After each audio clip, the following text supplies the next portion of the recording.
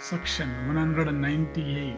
Vaisampayana said, the sons of Pandu and those Rishis then asked Markandeya, is there anybody that is blessed with longer life than thou?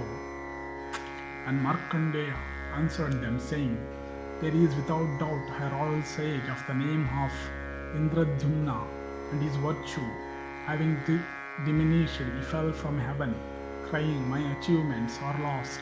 And he came on to me and asked, Dost thou know me? And I answered him, saying, from our anxiety to acquire religious merit, we do not confine ourselves to any home.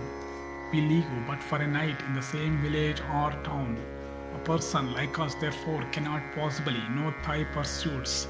The fasts and vows we observe render us weak in body and unable to follow any worldly pursuits on our own behalf.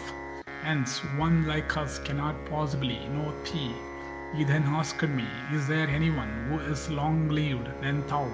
I answered him, saying, there liveth on the Himavat an owl of the name of Pravarakarna. He is older than I. He may know thee. The part of the Himavat where he dwelt is far off from here.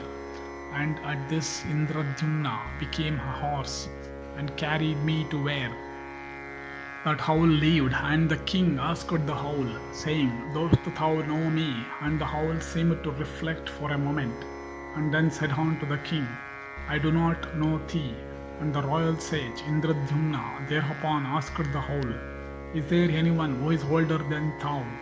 And thus asked the owl answered, saying, there is a lake of the name of Indradyumna. In that lake dwelt a crane of the name of Nadijanga. He is older than we. Ask thou him. And at this king Indradyumna, taking both myself and the owl, went to that lake where the crane Nadijanga dwelt. And that crane was asked by us, dost thou know the king Indradyumna? And the king thereupon, and the crane thereupon seemed to reflect a little, and then said, I do not know King Indradyumna. And the crane was asked by us, is there anyone who is older than thou? And he answered us, saying, there dwelt in this very lake a tortoise of the name of Akupara. He is older than I. He may know something of this king. Therefore inquire he of Akupara. And then that crane gave information to the tortoise, saying, it is intended by us to ask thee something. Please come to us. And hearing this, the tortoise came out of the lake to that part of the bank where we all were. And as he came there, we asked him, saying, dost thou know this king Indradyumna? And the tortoise reflected for a moment, and his eyes were filled with tears, and his heart was such moved, and he trembled all over, and was nearly deprived of his senses. And he said with joined hands, alas, do I not know this one? He had planted the sacrificial stake 1,000 times at the time of kindling the sacrificial fire. This lake was excavated by the feet of the cows, given away by this king unto the Brahmanas on the completion of the sacrifice. I have lived here ever since. And after the tortoise had said all this, there come from the celestial regions a car, and an aerial voice was heard which said, addressing Indradyumna, come thou and obtain the place thou desirest in heaven. Thy achievements are great.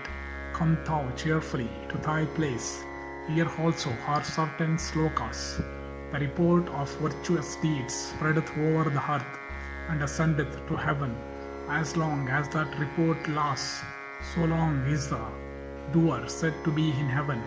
The man whose evil deeds are bruited about is said to fall down and live, as long as that evil report lasts in the lower regions. Therefore should man be virtuous in his acts, if he is to gain heaven, and he should seek refuge in virtue, abandoning a sinful heart. And hearing these words, the king said, let the car stay here as long as I do not take these old persons to the places whence I brought them. And having brought me and the owl, Pravarakarna,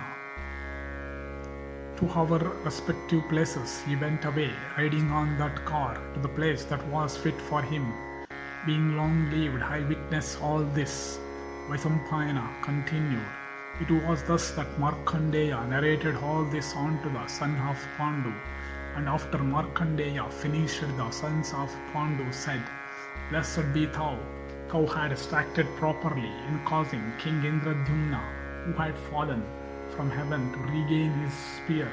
And Markandeya answered them, saying, Devaki's son Krishna also had thus raised the royal sage Indriga, who had sunk in hell, and caused him to regain heaven.